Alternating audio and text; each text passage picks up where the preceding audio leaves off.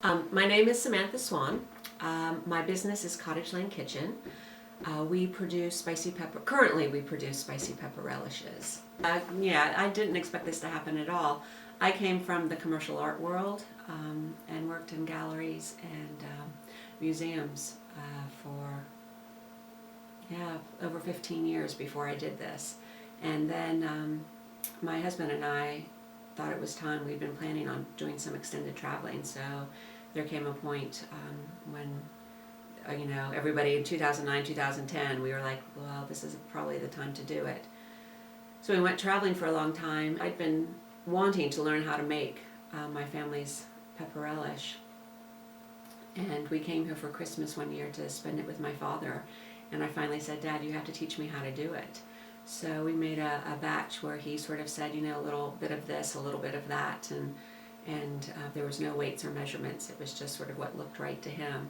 And we made it, and because I really wanted to keep the tradition going. Nobody had been making it since my grandfather. And we were running out of supplies down in the basement. We still got a couple of jars, which are still really good, but we needed some fresh stock. And my husband really, really liked it. So we thought, well, let's see where this goes. And thank goodness for the internet, because we were still traveling at that point to find out how we could do something like this. And then we decided to come back and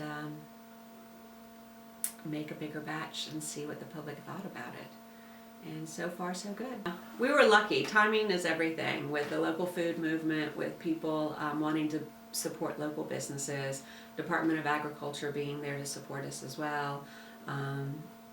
And yeah, it seems like artisanal, local products have really taken off here.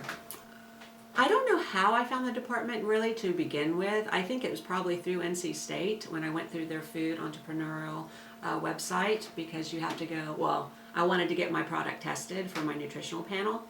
And I think it just sort of grew from there, where I got involved in going to roundtable discussions with Annette, meeting Myrtle at the North Carolina Specialty Food Association, becoming more involved with Got to Be North Carolina, the flavors, and taking advantage of everything. I mean, I've tried to take advantage of everything that they've been able to offer with the trade fairs, the roundtables, the conferences, because I knew nothing. I knew nothing about this, and it just helped me meet other people that were in the same business that I started, and how they overcame their obstacles, their success stories, to be inspired by other people.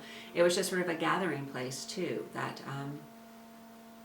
we could network and exchange ideas.